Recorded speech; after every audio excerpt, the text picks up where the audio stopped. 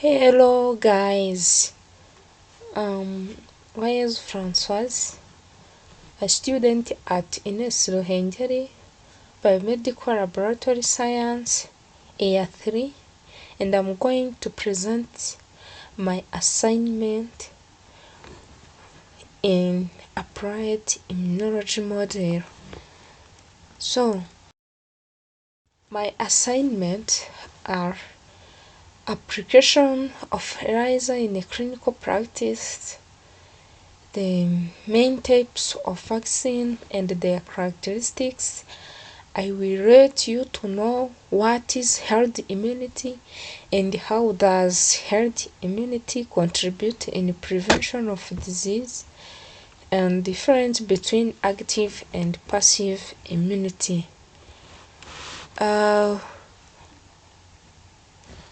Let me start on application of ELISA in a clinical practice. First of all, I'm going to tell you the definition of ELISA. What is it? What is standard for? So ELISA stands for enzyme linked immunosorbent assay. By its definition, is biomolecular technique.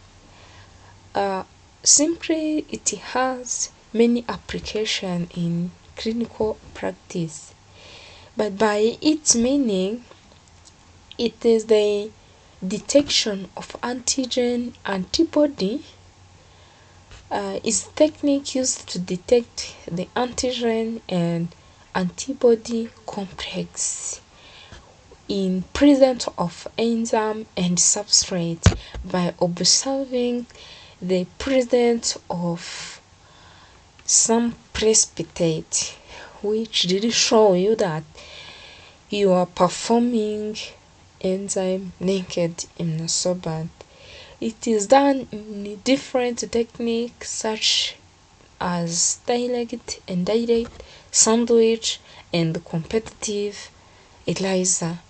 So the application in this is in clinical practice are disease diagnosis. ELISA is helpful in diagnosis many different conditions of disease such as bacterial and viral infections and so on.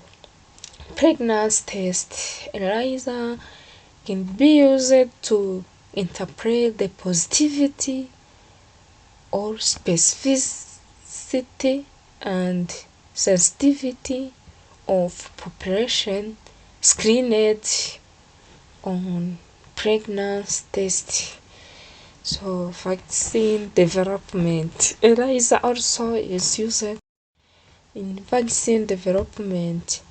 We have the immunological research, blood typing, drug use, screening, and allergy detection.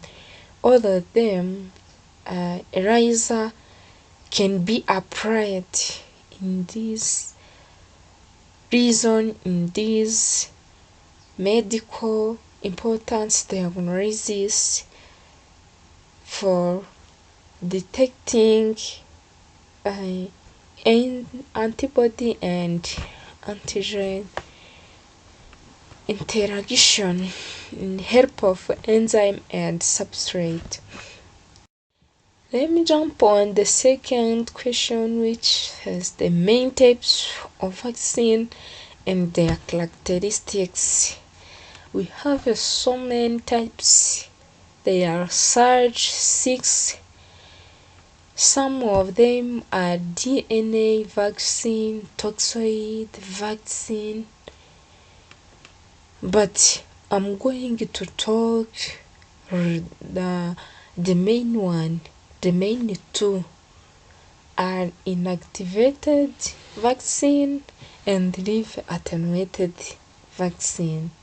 Starting by inactivated vaccine, such use kill the version of germ, as we know that germ are those microorganisms that can cause disease, that have ability of causing diseases condition. Now here in activated vaccine, they use killed version of germs that cause disease. As we know that vaccine is a substance or molecule used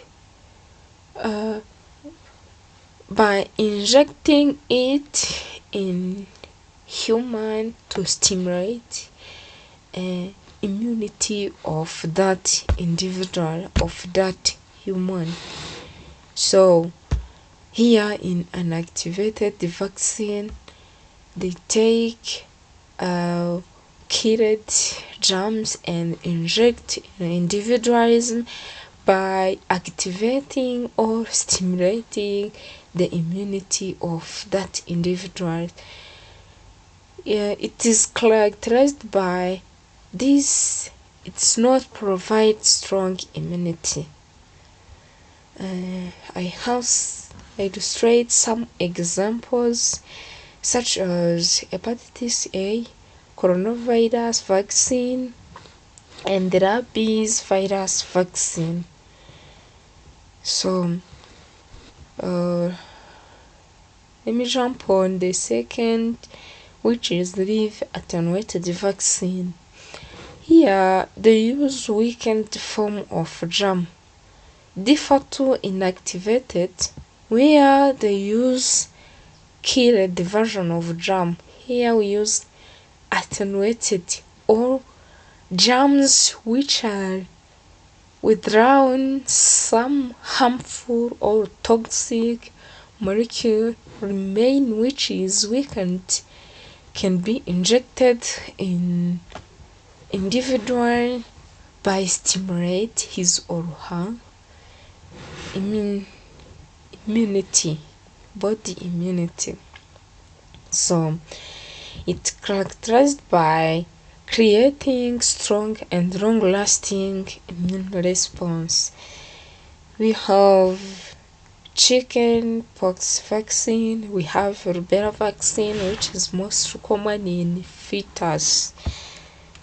So let us go on herd immunity. How herd immunity contributes to disease prevention. So by definition, herd immunity, it's like resistance of spread of disease within population. For example, let me take some population with some disease. In that population, let me say the population of 10 people, where 2 people are affected by certain disease such as corona. If those 2 people prevent to spread that infection anywhere, and in time they wait for medicine, they can be isolated, her or himself, for preventing spread of that disease in remain 80 people in that population of 10. It is where herd immunity is applied. I hope it's understandable. So these protect those who are not immune. The example, those individuals who cannot vaccinated, like infant or immunocompromised people, by making exposure to pathogen. If they limit to exposure to some infection presented in that community, it is where herd immunity applied and contributed to disease prevention. This all of the action you can do by preventing more spread of certain infection presented in in population or in community. This is limited. As you see here in this figure, there are few people who have disease, while in the community without herd immunity, there are many people and more branches split of disease. So, people, I hope that they are understandable. So, active immunization or vaccination, as I said, it is receiving of some molecules or substance by activating immune response or immunity of the body. As vaccination is process by which attenuated microorganism injected in individual by stimulating his or her immune system. So there is some examples of active immunization. We have hepatitis A vaccine, we have tetanus and diphtheria vaccine, we have rabies virus vaccine. As we know that rabies virus is a virus which are grown in dog. What can I say about here about rabies virus? Those who are familiar with a dog, those who have a dog in their houses, they must be vaccinated that dog in case of emergency dog bite. Person may be free from rabies virus. But in case you are not vaccinated your dog and by emergency your dog bite your children or bite yourself, you can suffer to rabies virus.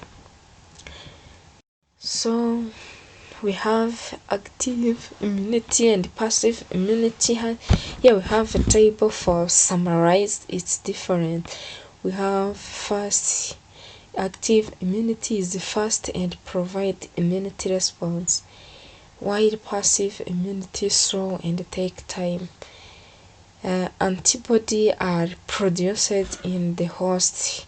Here is on active immunity, while their passive immunity or passive immunization, antibody are made from a given host or provide immunological memory and long lasting.